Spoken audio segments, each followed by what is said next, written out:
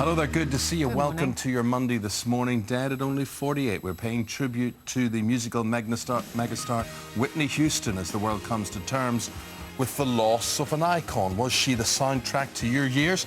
Let us know this morning. Also today, I don't know about you. I don't think I've listened to a Whitney Houston record in years. Haven't been aware of it. Probably not, no. But yesterday, as I was doing the housework, I was. Yeah. I was. Okay, yeah, anyway, we had it on. Well, it was on so many channels yesterday. Yes, I put on one of the music channels upstairs, clearing out my bedroom, doing things, and then you realise all the music she had and how relevant it is to periods of your life. Well, we were saying, of a similar age, is that there's so many songs that you heard, you thought, oh, I love that, or what you were doing at that time. And really sad to hear the news. And obviously, you know, her fall from grace and all her problems with drugs and things have been very well documented. But it was hoped that she was on the road to recovery. But you remember her. No one could doubt her talent and the musical legacy that she left behind.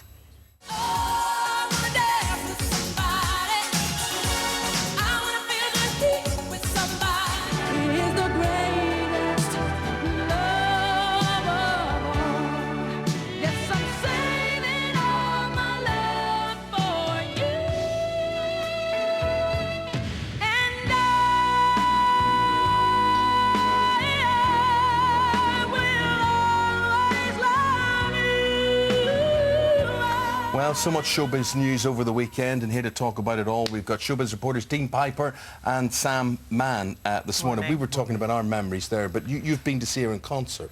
Yes, I mean, it was actually the last concert, so it was the one that everyone was, you know, talking about for pretty much all the wrong reasons. It wasn't the big comeback that we all wanted, but I think what you did see was a hint of what was there. You know, she was the voice, she was what represented a lot about American music, and she will go down in history now that she's gone. And she also had a really good sense of humour as well. I remember they kind of got her to do a lot of pictures of people.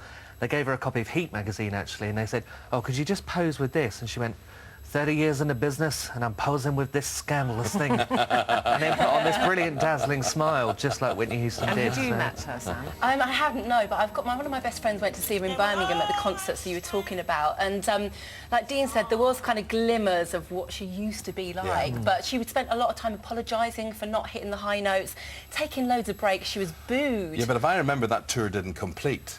Yeah. She had but to you cancel see, the date. I saw a lot of stuff yesterday that was very airbrushed, as in people were saying, oh, just when she was getting her life back together and whatever, come on, was she on the straight and narrow or not? She wasn't really looking like she was fully on the straight and narrow. You know, there's a load of reports that are out today saying that she did spend the last 48 hours of her life not in a good place. But I think what people did have a shock about was the fact that we weren't expecting her to die now. It's kind of like the Amy Winehouse thing. We actually thought she was getting back on track. She's got a movie coming out. You know, there was going to be more albums. She was due at a big Grammys party. It wasn't the time that we were all thinking, oh, we're going to have to be writing an obituary. But were you surprised, Sam?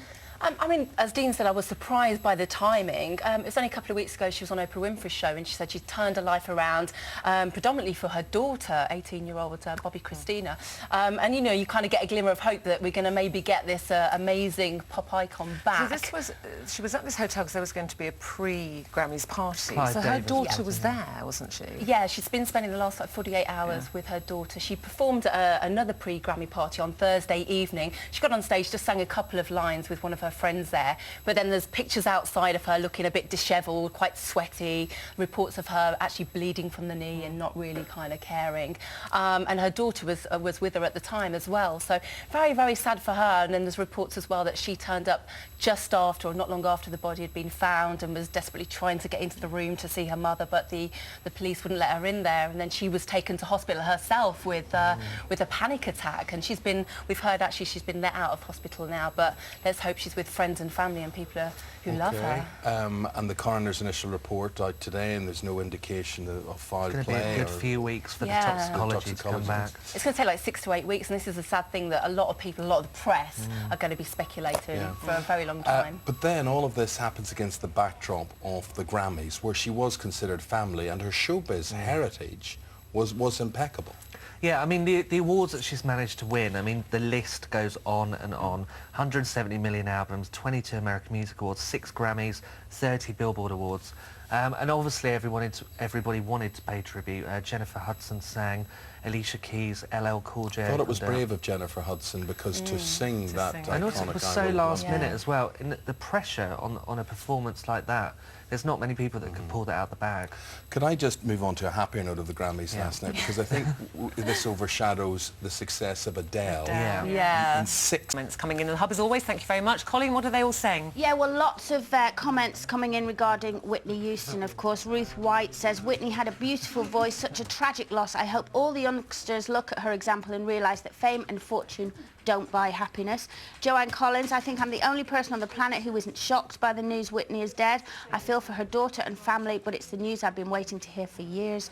And Julie Ryle says, I still can't believe that Whitney is gone. Her music was the soundtrack to my teenage years in the 80s. She was the greatest singer of my generation. Gone, but never forgotten. Do you know when For I sure. used to do DJing? DJ. No, yeah. DJ Holmes. Yeah. Went tour around Ireland. My shows were legendary. Did you have a white jacket and No, but I'll rolled up? tell you, when you put... There was things like Katrina and the Waves, you put on Dancing on Sunshine or whatever, everybody up on the floor. Whitney and I Want to Dance with Somebody. Always. There it was. Yeah, we were up. Guaranteed. That would get Everybody me up every on time. the floor. Yeah. That was it. Great song. And now, after the break,